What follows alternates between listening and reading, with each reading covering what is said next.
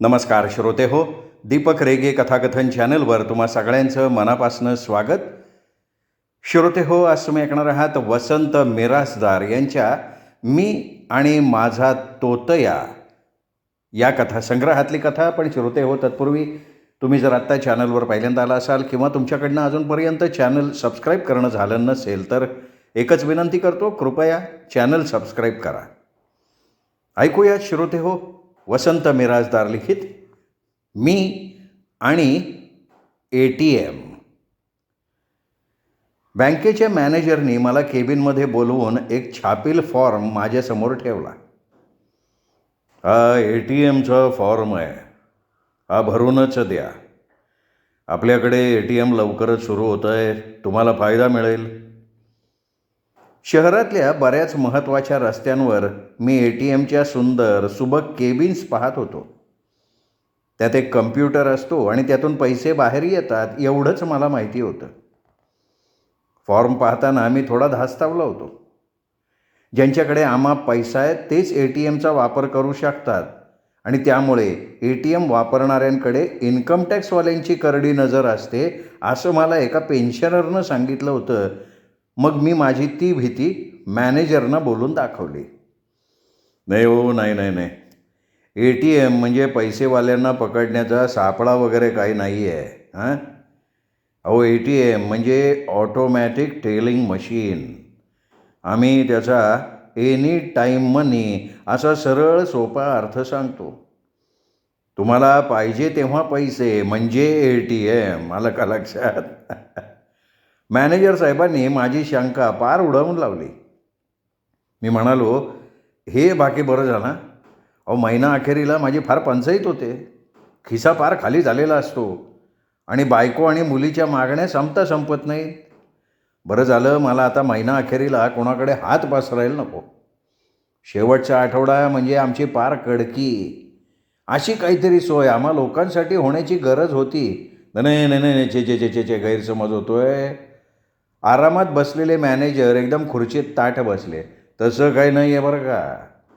तुमच्या खात्यात पैसे असले तर ATMमधनं तुम्हाला ते मिळणार आहे. माझा चेहराच हिरमुसल्यासारखा झाला. मग या ATMचा नेमका फायदा काय आहे?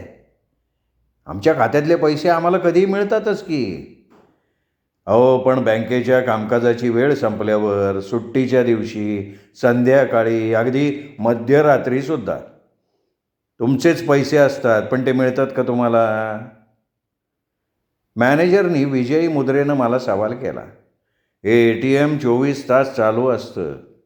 सुट्टी आहे, वेळ संपली आहे असल्या सबबी त्याच्याकडे नाहीत. हे मात्र मला पटलं.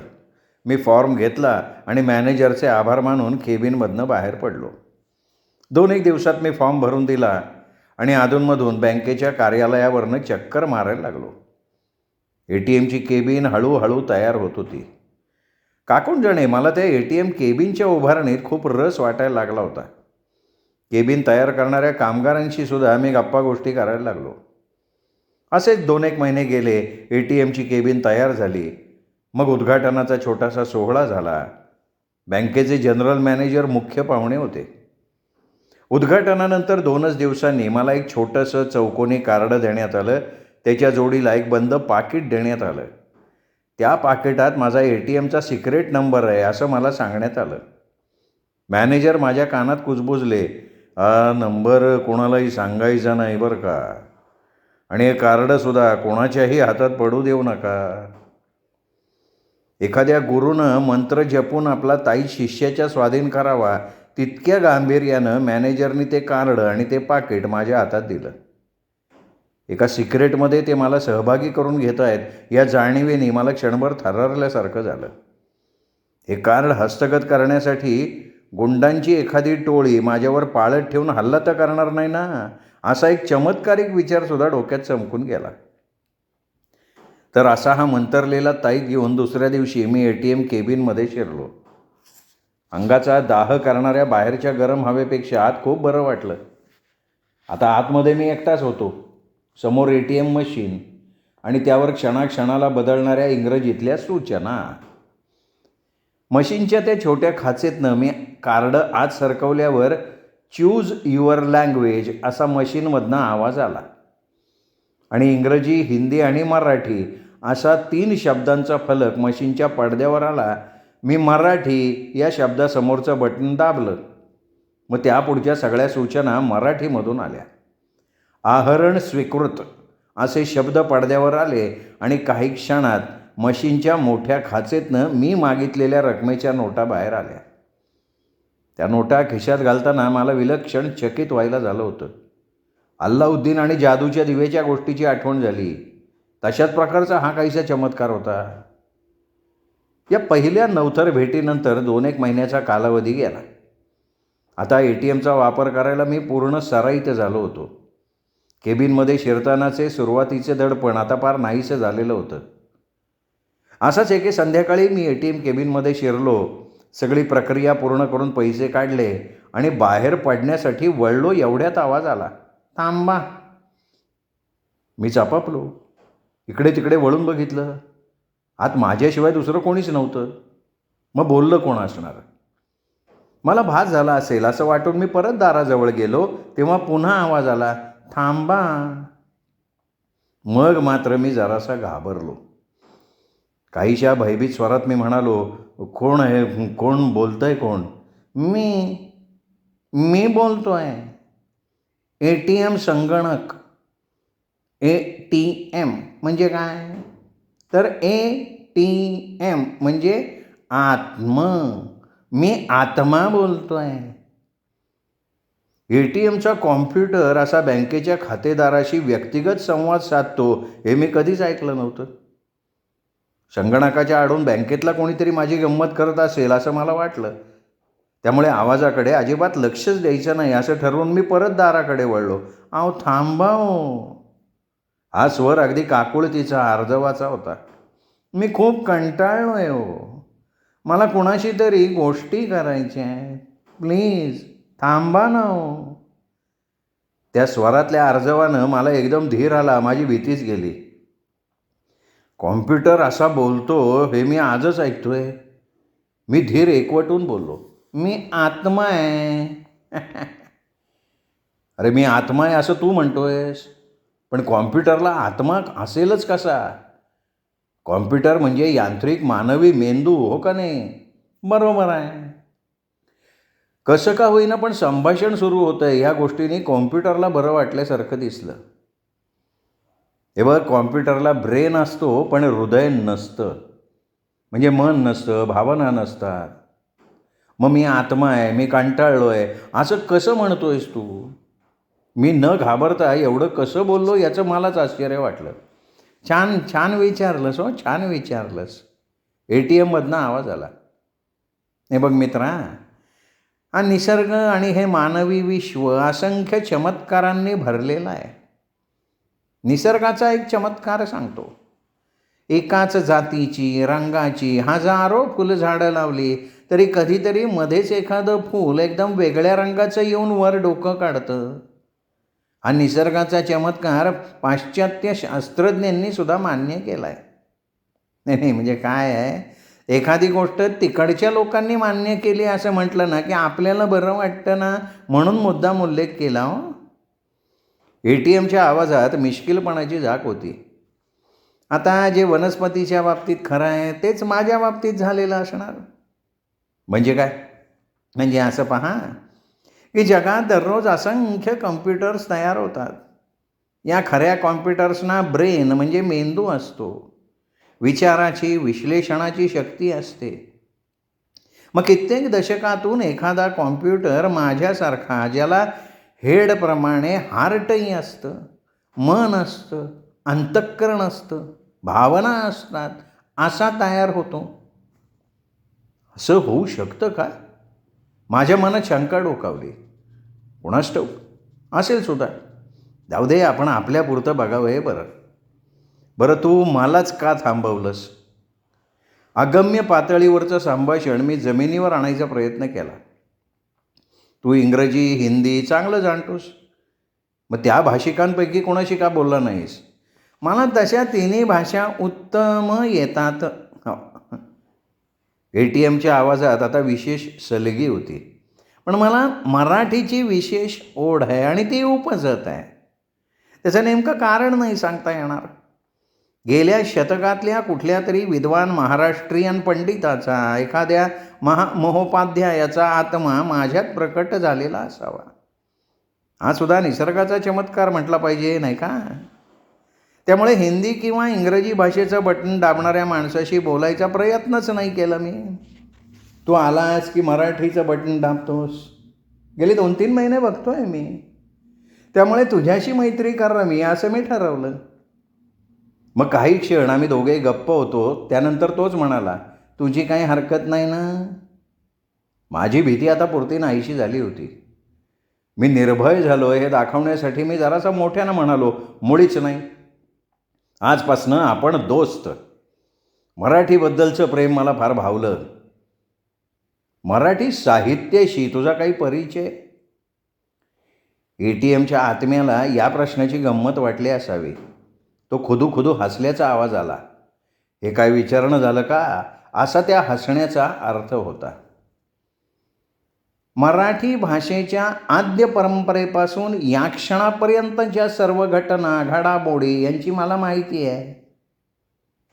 आतून आवाज आला, तुम्हाला आहे? या प्रश्नाने मला जरा डिवसल्यासारखं झालं. मी छाती फुगून म्हटलं, अरे मराठी माझी मातृभाषा आहे, मला काही विचार. मग मराठी भाषेतला पहिला शिलालेख कुठे आहे? मी थोडासा विचारात पडलो. मग एकदम आठवलं, अरे बेळगावला. मी सांगितलं. श्रावण महिन्यात तो तिथे सापडला. आतून एकदम हसू फुटल्याचा आवाज आला. काय झालं बाबा? मी विचारलं. अहो, आद्य शिलालेख कर्नाटकातल्या श्रवण बेळगोळ या ठिकाणी आहे. त्याच्याशी बेळगावचा संबंध नाही आणि श्रावण महिन्याचा तर अजिबात नाही. मी डोक्यावरनंच हात फिरवला. थोडा घोटाळा झाला होता खरा, पण मी करेक्ट उत्तराच्या पुष्कळ जवळ होतो हे काही खोटं नव्हतं आणि सुदैवानं ATMनं ते मान्य केलं. मराठीतला आद्य कवी तुला माहिती असणारच म्हणा, का मी सांगू? आता मी मोठ्यांदा हसलो आणि ऐटीत म्हणालो, अरे हे तर एखादं शेंबडं पोरही सांगू शकेल. ज्ञानेश्वर माऊली आणि त्यांची ज्ञानेश्वरी. त्यांनीच तर मराठीचा झेंडा पहिल्यांदा फडकवला ना. संस्कृतचा वरचष्मा त्यांनी मोडून टाकला. संस्कृत भाषा देवापासून झाली, मराठी काय चोरापासून झाली, असा ठणठणीत सवाल त्यांनी केला आहे. हा सवाल एकनाथांनी केला आहे बरं का, ज्ञानेश्वरांनी नाही. ATM शांतपणे म्हणाला. मी जीभ चावली. आणि आद्य कवी ज्ञानेश्वर नाहीत बरं का, आद्य कवी मुकुंदराज. गोविंदाग्रजांनी म्हटलं आहे, रसवंतीच्या पहिल्या बाळा मुकुंदराजाला, पहिला वहिला अष्टांगाने प्रणाम हा त्याला. अरे बापरे, हे इतकं सगळं तुला कसं ठाऊक आहे आणि हे सगळं तुझ्या लक्षात कसं राहिलं? ATM खुदखुदला आणि म्हणाला, अरे मी कॉम्प्युटर आहे, हे तू विसरलाच वाटतं. माझ्या मेंदून सगळं काही साठवलं जातं. शिवाय मराठीचं ज्ञान माझं उपजत आहे. मी कुठल्या तरी महामहोपाध्यायाचा आत्मा आहे, हे मी तुला मागाशी सांगितलं की. मी दिग्मूढ होऊन मशीनकडे पाहत राहिलो. खूप बरं वाटलं आज तुझ्याशी बोलल्यामुळे ना थोडा तरी कंटाळा कमी झाला. भेटशील ना रे पुन्हा? त्याच्या स्वरातल्या अर्जवानं मला आत कुठेतरी हल्ल्यासारखं झालं. नक्की भेटेन की, नाहीतरी पैसे वरचेवर लागतातच, त्यामुळे तुझ्याकडे यायलाच लागेल. त्यानंतर बरं आहे असं म्हणून मी माझ्या या विलक्षण मित्राचा निरोप घेतला. घरी आलो. घडलेली घटना घरी सांगण्यात काही अर्थ नव्हता, कारण कोणी त्याच्यावर विश्वासच ठेवला नसता. त्यामुळे ही गोष्ट मी बायकोला किंवा इतर कोणाला सांगितली नाही. सांगितली असती तर ऐकणाऱ्यांनी मला वेड्यात काढलं असतं. ही मुलाखत झाल्यानंतर 8 दिवसांनी मी जेव्हा ATM केबिनमध्ये गेलो तेव्हासुद्धा माझी छाती थोडी धडधडत होती. पण ती भीतीपोटी नाही, तर उत्सुकतेपोटी. मागच्या आठवड्यातली घटना ही खरीच घटना होती का तो माझ्या कल्पनेचा खेळ होता, याचा नक्की पडताळा या भेटीत होणार होता. सर्व आवश्यक सोपस्कार करून मी मराठी बटन दाबलं तेव्हा, वा मित्रा, आलास का? बरं वाटलं हो.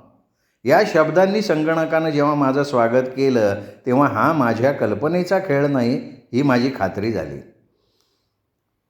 काय मित्रा, कसा गेला आठवडा? संगणकानं केलेल्या स्वागताला मी उत्साहानं प्रतिसाद दिला. आपली दोस्ती झाल्यापासून तुझा एकाकीपणा बराच कमी झाला असेल. संगणक काहीसा क्षीण हसला. एकाकीपणाची तुझी काय कल्पना आहे? 20व्या शतकातला एकाकीपणा हा फार वेगळा प्रकार आहे. एकांतात साधना करणाऱ्या योग्याचा एकाकीपणा आणि 20व्या शतकातल्या संवेदनशील मनाच्या माणसाचा एकाकीपणा यात बरंच अंतर आहे. कसं काय हे अंतर? योग्याने आपखुशीने स्वीकारलेला एकाकीपणा त्याला चैतन्य तत्वाशी जोडतो. 20व्या शतकातल्या संवेदनशील माणसावर एकाकीपणा लादला गेला आहे. समाजापासून, ईश्वरापासून आपण तुटलो आहे.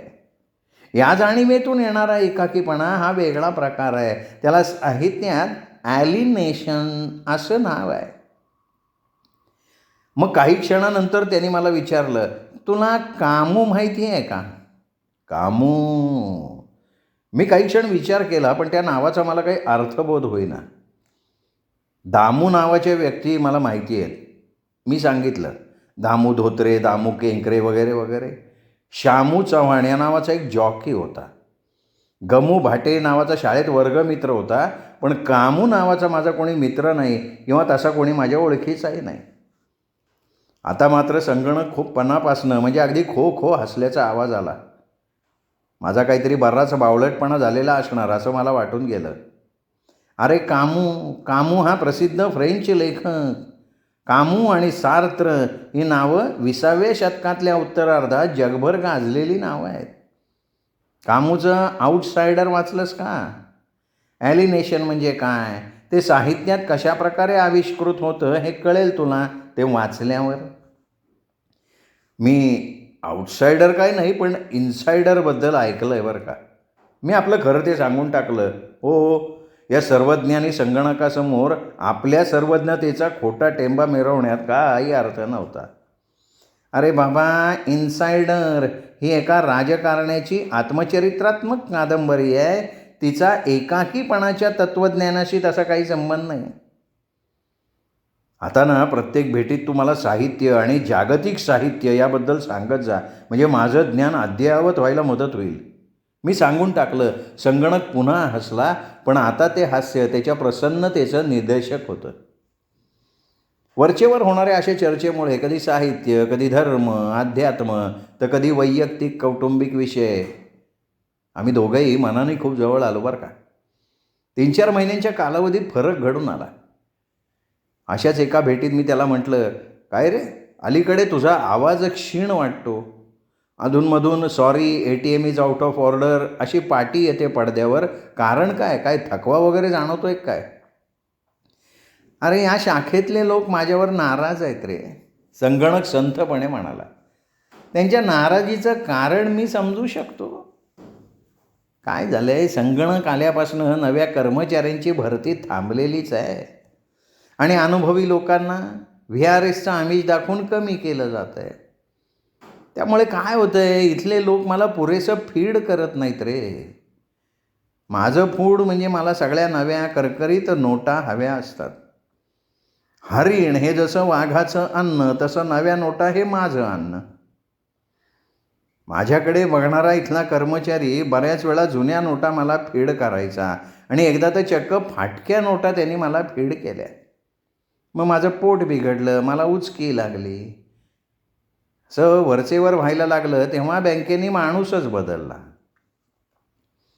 आत्मा थोडा थांबला. मी म्हटलं, तू थोडं सावकाश बोललास तरी हरकत नाही हां, घाई केलीस तर दम लागेल तुला. आता नवीन आलेला माणूस तसा बरा आहे. माझ्या प्रकृतीतले चढ उतार त्याला चटकन कळतात. सहृदय आहे बिचारा. आता तो किती दिवस टिकतो ते बघायचं. या बँकांमधनं बदल्यांचं राजकारण बरंच असतं रे. मी ऐकत होतो, तो संथपणे सांगत होता. आणि काय होतं रे, तशी मला विश्रांती मिळत नाही रे. संध्याकाळी, मध्यरात्री, सकाळी, पहाटे केव्हाही माणसं येतात, पैसे काढतात. कधी कधी छान डुलकी लागलेली असते रे. अशा वेळेला नेमकं कोणीतरी टपकतं. मग त्याचं कार्ड बघायचं, त्याचा नंबर बरोबर आहे का नाही ते बघायचं. बरोबर असला तर त्याने मागितलेली रक्कम त्याच्या खात्यात आहे का नाही हे बघायचं आणि शेवटी नोटा मोजून त्या मोठ्या खाचेतनं बाहेर सरकवायच्या. एवढं सगळं झोपेतनं उठून करायला लागतं. त्याचा प्रकृतीवर परिणाम होतो. पुष्कळ वेळा ATM नादुरुस्त असा फलक दिसतो ना पडद्यावर, त्याचं खरं कारण ते आहे. मी शांतपणे हे सगळं ऐकून घेतलं. मला त्याच्याबद्दल खूप सहानुभूती वाटायला लागली. मी तसं बोलूनही दाखवलं आणि म्हणालो, पण तुला प्रकृती सांभाळली पाहिजे. म्हणजे असं मला वाटतंय, कारण वरचेवर आजारी पडणं बरोबर नाही रे.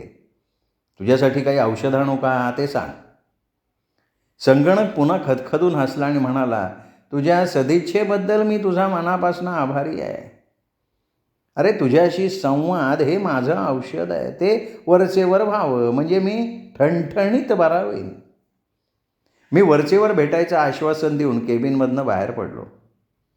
या भेटीनंतर 2 दिवसांनी मी लगबगीनं ATM केबिनकडे गेलो. आत शिरलो, कार्ड आत सरकवलं, मराठी बटन दाबलं आणि 5,000ची मागणी केली. काही क्षणातच आहरण अस्वीकृत असा फलक पडद्यावर आला. मित्रा, सॉरी पण तुझ्या खात्यात इतकी रक्कम नाही आहे रे. किती आहे मग रक्कम? काय जेमतेम 2,000 आहेत. मी दीर्घ सुस्कारा सोडला. महिना अखेर म्हणजे कडकीचे दिवस. तुला कशासाठी हवे होते रे 5,000? मी कारण सांगितलं. एका मित्राचं तातडीचं ऑपरेशन होतं, त्याला काही पैसे कमी पडत होते. मी सुस्कारा सोडला, परत जायला निघालो. आज गप्पा गोष्टी करत बसायला वेळ नव्हता. संगणकाच्या ते लक्षात आल्या वाचून राहिलं नाही. मित्रा थांब रे. काय उपयोग आहे थांबून? माझ्या खात्यातच पैसे नाही आहे, त्याला तू तरी काय करणार? हे बघ, तुला एका फार चांगल्या कामासाठी पैसे हवेत, त्यामुळे मी पुनर्विचार करतोय. संगणकाचा स्वर फार गंभीर होता. त्याच्या बोलण्याचा नेमका अर्थ मला समजला नाही. मी काहीसा दिग्मूढ होऊन उभा राहिलो. तुला पैसे हवेत आणि माझ्याकडे बरेच पैसे आहेत. मग घाईघाईत शब्द आले. मित्रा, मी तुला पैसे देऊ शकतो, पण एका अटीवर. मी चकित झालो. कसली अट? लवकरात लवकर पैसे भरून टाकायचे. कबूल आहे? अरे पण मी माझ्या खात्यात नसताना जास्त पैसे काढले तर ते कळणार नाही का? आणि तो गुन्हा होईल ना. होईल पण ते मी बघतो. हे बघ, बँकेला 2 दिवस सुट्टी आहे, त्यामुळे तुझ्याकडून जास्तीचे पैसे काढले गेले ते 2-3 दिवस तरी कुणाला कळणार नाही. कळायच्या आत पैसे भरून टाकशील का? हां, तू टाकशील असा माझा विश्वास आहे बरं का. मी यावर काही बोलण्याच्या आत संगणकाच्या मोठ्या खाचेतनं 5,000च्या नोटा आल्या. घे. आजारी मित्राला मदत करतोयस म्हणून हे जरासं अनुचित कृत्य करतोय मी, पण रक्कम लवकरात लवकर भरून टाक. निघ आता, पटकन जा. जे घडलं त्याच्यावर माझा विश्वास बसेना. मी निमूटपणे नोटा खिशात घातल्या, हॉस्पिटलकडे गेलो. पैसे परत करण्यासाठी मला 3 दिवसाचा अवधी होता. त्या मुदतीच्या आधी मी हालचाली केल्या, पैसे भरून टाकले. जे घडलं ते मला अत्यंत अनपेक्षित होतं, पण त्यामुळे ATMचा माझ्यावर किती जीव जाडला आहे आणि माझ्या सहवासाचं त्याला किती मोल वाटतंय हे माझ्या लक्षात आलं. त्यामुळे माझी भीड जरा जास्त चेपली. एक दिवस मी त्याला म्हणालो, मित्रा, हे बघ, दर महिना अखेरीला माझी असते तंगी. मला 2-3 हजार तात्पुरते देऊ शकशील का? मी पगार झाला की परत करेन. यावर ATMमधनं हसल्याचा आवाज आला आणि त्या हसण्यात वात्रटपणाचा अंश होता. त्याच्या मिश्किल हसण्यानं मी गडबडलो आणि त्याला विचारलं, काय रे बाबा, मी काय विचित्र बोललो का? तसं नाही रे, मला एक विनोद आठवला म्हणून हसलो. कसला विनोद आठवला बाबा तुला? एक पत्नी आपल्या नवऱ्याला म्हणते, अहो मला 100 रुपये उसने देता का? 1 तारखेला तुमचा पगार झाला की परत करीन. विनोद ऐकून मलाही जरा हसू आलं. हे बघ, मी तुला कधीही मदत करीन, मात्र फार मोठी रक्कम मिळणार नाही. 2-3 हजारापर्यंत नक्की देईन. आणि हे बघ, एखाद्या वेळेला परत करायला उशीर झाला तर घाबरू नको. ज्याच्या खात्यातून रक्कम गेली असेल ते त्याच्या लक्षात आलं तरी तुझ्यावर काही त्याचा ठपका येणार नाही. खातेदाराच्या कार्डाचा कोणीतरी गैरवापर केला असला पाहिजे असं बँक म्हणेल. हां, पण ती रक्कम तू लवकर भरून टाकलीस तर फार काही होणार नाही. त्याच्या ह्या खुलाशाने मला बरं वाटलं. मग गप्पांच्या जोडीला आर्थिक देवघेव सुरू झाली. या भेटीनंतर ATMने 3-4 वेळा मला असे अनधिकृत पैसे दिले. मी अर्थात ते ताबडतोब परत केले. पण प्रत्येक वेळेला रक्कम 2-3 हजारापेक्षा जास्त नव्हती. 4-5 महिने असे गेल्यानंतर माझ्यासमोर एक मोठी समस्या उभी राहिली. माझ्या या सर्वज्ञानी मित्राला एवढ्या मोठ्या संकटात टाकणं मला मुळीच योग्य वाटत नव्हतं. पण केवळ आपली अडचण सांगावी, त्याचा सल्ला घ्यावा या उद्देशाने मी त्याच्याकडे गेलो. नेहमीप्रमाणे मी कार्ड आत सरकवलं आणि गप्प उभा राहिलो. अरे मित्रा, काही बोलत का नाही आहेस? काहीतरी समस्या दिसती आहे. हो, समस्या तर आहेच. मी फक्त तुझा सल्ला घ्यायला आलो आहे. मला 50,000 हवे आहेत. 50,000? अरे बापरे, कशासाठी? माझ्या मुलीला BEd कॉलेजला प्रवेश घ्यायचा आहे. त्यामुळे एवढी रक्कम लगेच देणं भाग आहे. माझ्या स्वरातलं गांभीर्य ATMला जाणवलं असावं. त्याने आणखीन काही प्रश्न विचारले नाहीत. हे बघ मित्रा, एवढी मोठी रक्कम तू देऊ शकणार नाहीस हे मला माहिती आहे. आणि दिलीस तरी मी ती लवकर परत करू शकणार नाही. शिवाय त्याचा बराच गोंधळ होईल. तुझ्या अस्तित्वावर गदा येईल. आतून काहीच उत्तर आलं नाही. मी त्याच्या उत्तराची प्रतीक्षा करत उभा राहिलो. 5-1 मिनटं गेली. तुझी काही प्रतिक्रिया दिसत नाही आहे. ठीक आहे, मी निघतो. मी जाण्यासाठी वळलो तेवढ्यात आवाज आला, थांब. मी पुन्हा वळालो. ATMच्या सन्मुख उभा राहिलो. हे बघ, आता मी काय सांगतोय नीट ऐकून घे. माझ्या मित्राचा स्वर फार गंभीर होता. तुला मी 50,000 रुपये देऊ शकत नाही, पण तुला एवढी रक्कम इतरत्र मिळू शकेल अशी अत्यंत महत्त्वाची न्यूज मी तुला देतो. एका बातमीने पैसे कसे मिळतील? कुठल्याही न्यूज एजन्सीकडे, इंग्रजी वृत्तपत्राकडे जा. यापेक्षा जास्त पैसे तुला देतील. मी कान टवकारले. विलक्षण उत्सुकता निर्माण झाली होती. काय न्यूज असणार ही? हे बघ, या बँकेत खूप अफरातफर झाली आहे. या बँकेचे एक वरिष्ठ अधिकारी आणि 2-3 खालचे लोक, यात या ब्रँचचा एक माणूस आहे. त्यांनी मिळून जवळपास 2-2.5 कोटींचा अपहार केलेला आहे. आणि यात एका राजकीय नेत्याचा हात आहे. काय सांगतोयस काय? अरे पण मी हे सिद्ध कसं करणार? तो सगळा तपशील मी तुला परवाच्या दिवशी देतो. परवाच्या दिवशी सकाळी सकाळी ये. केबिन बाहेर एक माणूस ताटकळत उभा असल्याचं ATMच्या लक्षात आलं असावं, म्हणून तो घाईघाईत म्हणाला, आणि हो, येताना कागद पेन्सिल घेऊन ये. महत्त्वाचे जे इंग्रजी पेपर्स आहेत त्यांच्या ऑफिसात जा, संपादकांशी बोल. अरे अतिशय सनसनाटी वृत्त आहे. तुला अपेक्षित रक्कम नक्की मिळेल. जोडीला भ्रष्टाचार उघडकीला आणण्याचं पुण्य मिळेल. आधी मी घाबरलो. छातीचे ठोके जास्त वेगात पडायला लागले. ATMला हे जाणवलं असावं. तो म्हणाला, घाबरू नको रे, तू हे केलंच पाहिजे असं काही आग्रह नाही आहे. पण रक्कम पाहिजे असेल तर हे करण्यात गैर काही नाही आहे. शिवाय भ्रष्टाचार उघडकीला आणायचं पुण्य आहे ना. मी सगळा पुरावा, आकडेवारी, तारखांसकट तुझ्या स्वाधीन करीन. बघ, विचार कर. माझ्या भित्रेपणाची मग मलाच लाज वाटली. सज्जड पुरावा असल्यावर घाबरायचं कारण काय? मी म्हणालो, ठीक आहे, मी तयार आहे.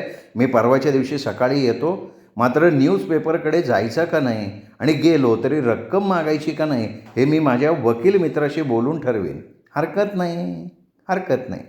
गेले काही दिवस मी हे गुपित पोटात साठवून होतो. मला त्याचाही त्रास होतोय. तुला सांगितलं ना, आता मला मोकळं मोकळं वाटतंय. ये परवाच्या दिवशी ये, वाट बघतो मी. केबिनमधनं मी बाहेर आलो तेव्हा माझं अंग कापत होतं, पाय थरथरत होते, डोक्यात विचारचक्र जोरात फिरत होतं.